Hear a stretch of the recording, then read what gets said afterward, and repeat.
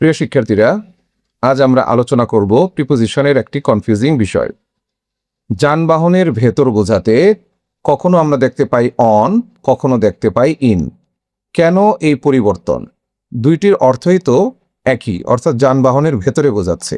কেন এই পরিবর্তন সেটা আমরা দেখে নিচ্ছি।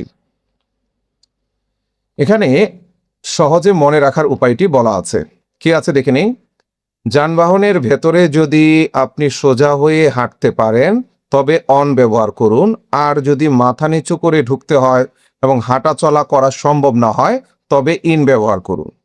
এর মানে কি বোঝাচ্ছে আমরা নিচের ছকে বিষয়টি ক্লিয়ার করতে পারবো। কি বলেছে যে আপনি যদি সোজা হয়ে হাঁটতে পারেন, যেমন বাস, ট্রেন, প্লেন, এই যানবাহনগুলিতে বা এই বাহনগুলিতে আমরা কি করতে পারি? হাঁটাচলা করতে পারি, স্বাভাবিকভাবে দাঁড়াতে পারি অথবা মাথা উঁচু করে থাকতে পারি।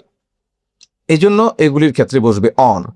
কিন্তু আর যদি মাথা নিচু করে ঢুকতে হয়, যেমন কার, ট্যাক্সি, জিপ, শুধু বসে থাকতে হয়, এখানে হাঁটা চলার কোনো সুযোগ নেই বা দাঁড়ানোরও কোনো সুযোগ নেই, এই জাতীয় যানবাহনের ক্ষেত্রে হবে ইন।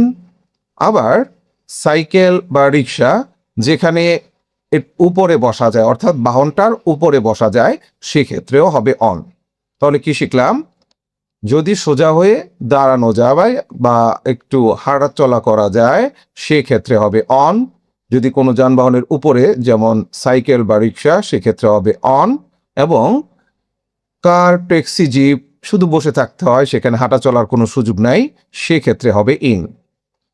এক্সাম্পল দেখে নিচ্ছি, যেমন I am on the bus অথবা ট্রেন অথবা প্লেন, এই তিনটি প্রথম সারির যে উদাহরণ সেটির ছিল, অর্থাৎ এখানে হাঁটাচলা করার সুযোগ আছে।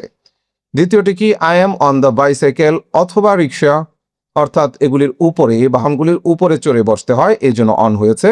এবং শেষেরটি হচ্ছে I am in the car, taxi, jeep, অর্থাৎ এখানে হাঁটা চলার সুযোগ নেই, শুধু বসে থাকতে হচ্ছে, এই জন্য ইন হয়েছে। আশা করছি আজকের পর থেকে যানবাহনের ক্ষেত্রে কখন অন হবে এবং কখন ইন হবে এই বিষয় নিয়ে আর তোমাদের কোনো সমস্যা থাকবে না।